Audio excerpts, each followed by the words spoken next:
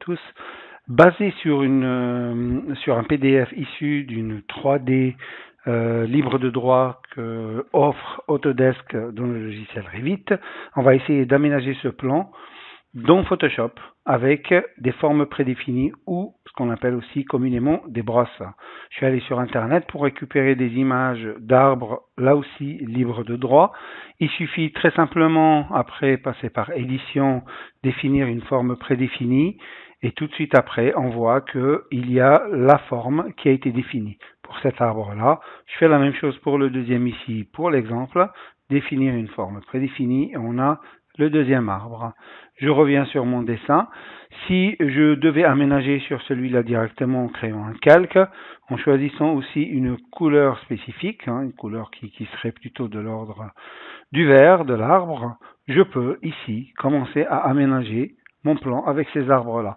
Donc je peux choisir cette forme, comme je peux aller choisir la forme précédente, comme ceci, et je peux commencer à aménager mon plan.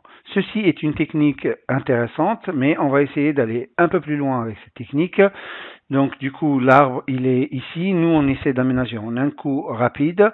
Il suffit de passer par activer le menu panneaux de forme, et dans les panneaux de forme, on va essayer de modifier deux, trois petites choses. Donc ici, déjà, dans la forme de pointe, on voit que si on fait un clic et glisser, on aura une ligne d'arbres très uniforme et pas très écartés les uns des autres. On va jouer sur le pas entre ces éléments en écartant un petit peu ces arbres-là. On pourra jouer aussi sur l'outil dynamique de forme où ici on va augmenter ou réduire la taille d'une manière assez aléatoire et moi je vous conseille d'ajouter encore une variation de l'angle parce que si vous voyez ici l'ombre qui est là, elle est un peu pareille partout et il suffit de tourner comme ceci pour réorienter nos arbres. Ceci étant déjà la forme, la taille et puis l'orientation. On va jouer aussi sur la diffusion. La diffusion, vous pouvez élargir votre champ de pinceau. Donc, quand vous cliquez glissez, ils vont s'écarter de cette manière-là. Vous pouvez augmenter le nombre. Moi, je ne vais pas le faire pour cet exercice. Dernière étape, c'est la dynamique des couleurs. Au niveau des couleurs, je vous conseille de vous mettre au maximum dans une variation entre le premier plan et l'arrière-plan de la couleur, c'est-à-dire entre ces deux couleurs ici. Et puis au niveau de la teinte, donc passant du rouge au vert au bleu, là je ne bouge pas, je reste à 0%, il ne va pas me prendre d'autres couleurs que celles que j'ai choisies. Au niveau de la saturation, donc de la force de la couleur, là aussi je la mets sur 0, et je mets juste un petit 10% sur la luminosité, donc ajouter ou enlever de la lumière sur mes deux couleurs choisies. Et je pense que là je serai bon.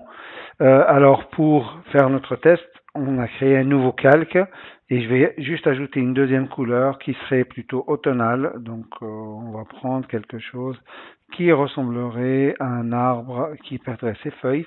Donc entre le vert et le brun.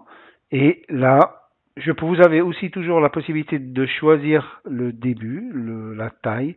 Et si je clique glisse, vous voyez que Photoshop m'ajoute des arbres un peu aléatoirement. Vous pouvez aussi toujours choisir et lui va changer de couleur comme ça. Voilà. Il me suffit après d'aller changer ma forme.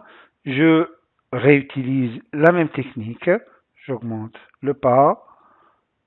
Je modifie la dynamique de forme, la rotation, donc l'angle, la diffusion, comme ceci, et la dynamique de couleur, je l'active, mais elle est déjà préconfigurée, et du coup, je peux aussi là ajouter ces arbres qui vont agrémenter, compléter et donner un effet très naturel à notre aménagement de terrain.